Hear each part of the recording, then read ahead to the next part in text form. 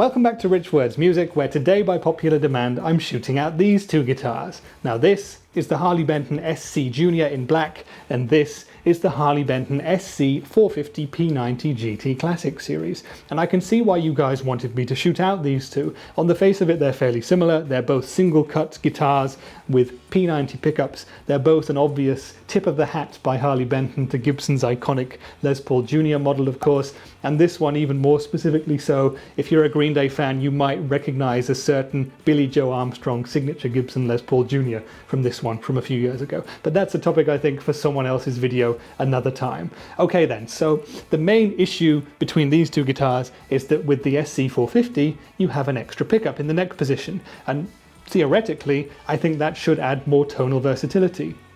Or does it? We'll find that out in the playing part. What I will do then is play a bunch of riffs with both guitars. I'll use the neck pickup and middle pickup for some of them with the SC-450. I'll also play those riffs on the bridge pickup too, and then I'll play them on the SC Junior, and I might twiddle the tone knob on this one occasionally to try and get it ballpark, but most of the time it'll just be full on everything as I normally play. I do want to just do a quick mention of the specs of these two guitars, because from Thomann at time of filming, €199 is what you'll pay for the SC Junior, and the SC-450 is €159. The €40 difference there I think is accounted for by the different quality of hardware and woods that come with the guitars. So the SC Junior has a mahogany body and a mahogany neck, the fingerboard is amaranth, the pickup is a Roswell, and if we go down to the headstock end, we have Wilkinson Deluxe tuners as standard. So fairly decent specs there for €199. Now the SC-450 has a basswood body and it has a maple neck. The fingerboard is black wood, and the rest of it, the hardware, the pickups, the tuners, etc., are all no-name generic Harley Benton stuff. Here's the caveat to this review. My friend's SC-450 has been modded by him. He's a tech, so he's put a bone nut on it, Grover Deluxe tuners, and he's given it a full and thorough setup. So that's at least another €100 worth of value that have been put into this one that are not in the SC Junior. So let's go ahead and play those riffs then and see what sounds best at different settings, and let's see if I miss having a neck pickup or not. I think this is going to be a very interesting test. I'm going to play my Hughes & Kettner Black Spirit 200 head. Will be on the clean channel. Occasionally I will put on the Greer light speed for a bit of light crunch and boost. We'll also use the amp's crunch and lead channels for indie, classic rock and hard rock, and for the heavy stuff I'm going to use the Rev G3 into the amp's clean channel. Enough chatting then. This is the Harley Benton SC Junior versus the Harley Benton SC-450 P90 GT Classic series. Let's play some riffs then, and we'll talk about it afterwards.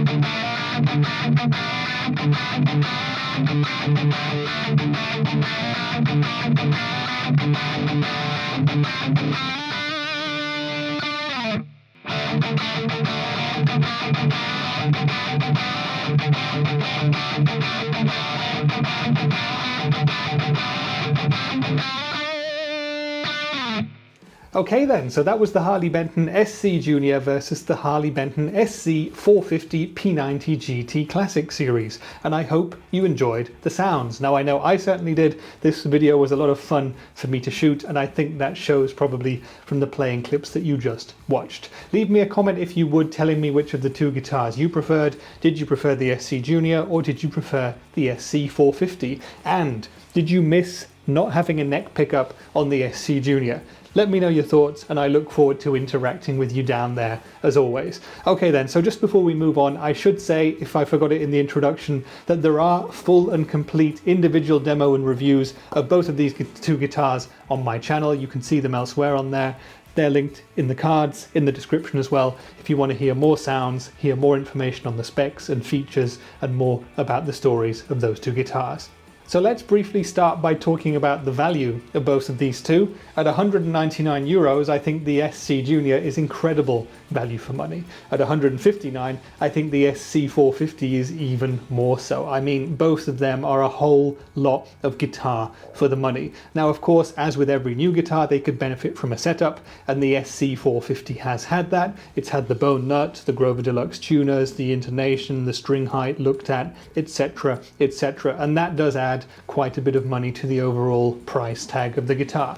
The SC Junior hasn't had a setup yet, and I know that I can get it an extra 2 to 5% better if a competent tech does his or her thing on it for me. No problems with it at the moment. It didn't impair my playing or my sounds at all, but I just know, as with every guitar, that a setup would benefit it slightly. In terms of build quality of the two guitars, I can't really find too much wrong. The SC-450, all good, everything's been taken care of with that setup. There's no blemishes, nothing else wrong with it in that way. It doesn't look like anything bad has happened at the factory. The one QC issue with the SC Junior is, as I mentioned in the individual video, look at the fret markers there, this edge of the neck, lovely dark color like the fretboard, like the back of the neck, and now look on the other side and you'll see, yep, it appears that they missed that whole coloring process, that whole piece of wood at the factory, so that's not been done. And I've since seen on Instagram and YouTube that I believe there might be a whole batch of them that have this issue, just on looking at other people's pictures of the guitars. So if you have one as well that's like that, come and join me in our little community of SC Junior freaks, and we'll have a lot of fun with it. Now that of course doesn't affect the playing experience at all. It doesn't affect the sound, it doesn't affect the playability. It's just something that if you want your QC to be perfect, you might consider looking at.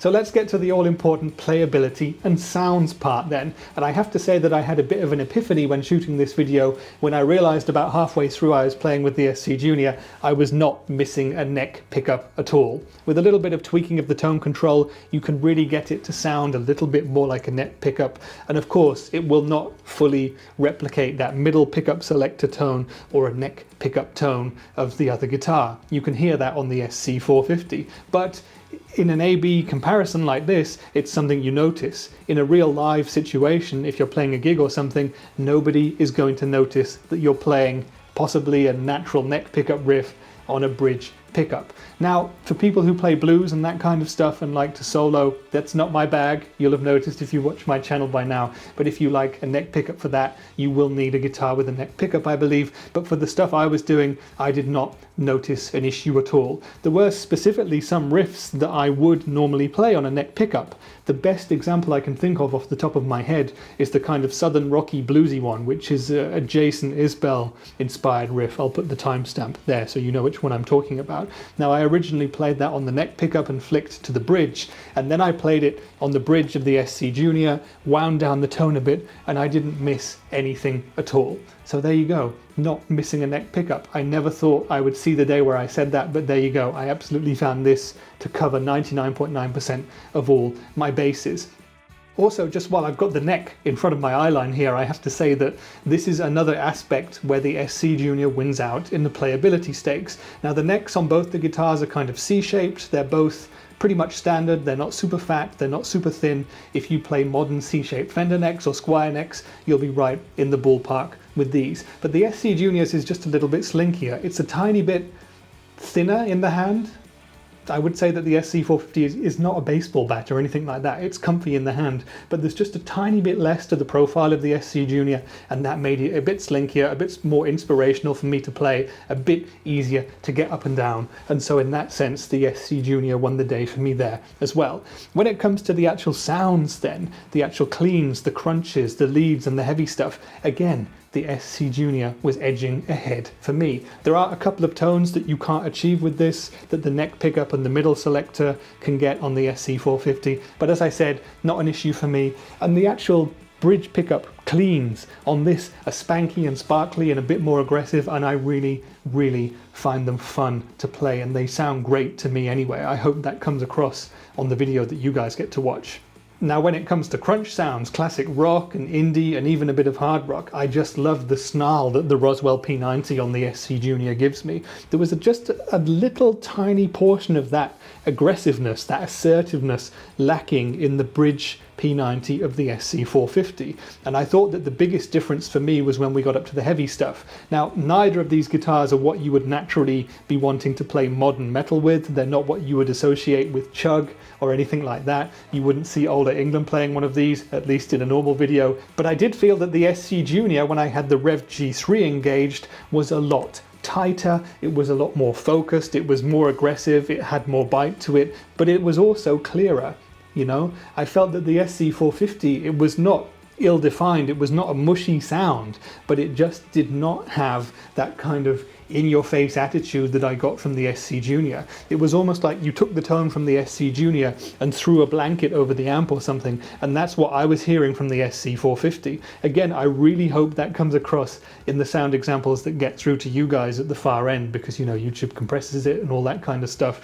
But the SC Junior won the day for me there. So after all that talk, I guess you guys know which one is the winner for me today. Yep, it's the SC Junior, and it has a clear advantage to my ears today anyway over the SC-450. Now the SC-450 is a great guitar. I really, really enjoy playing it. It looks good, it sounds good, it feels good, but for some reason the SC Junior was the inspiration machine for me today. And this single pickup, volume and tone control give you way more versatility than I think lots of people give this kind of guitar credit for. I would not hesitate to recommend either of these guitars to anyone who's looking for a great instrument at this kind of price range. If you really need a neck pickup, then the SC-450 is your boy. There is, of course, an SC Junior from Harley Benton that does have a neck pickup in, which I'll have to get on the channel at some point in the future. But if it's between the SC Junior for me and the SC-450, then on today's evidence, I'm picking the SC Junior. That's it for today then. I hope you enjoyed this comparison between the Harley Benton SC Junior and the SC-450.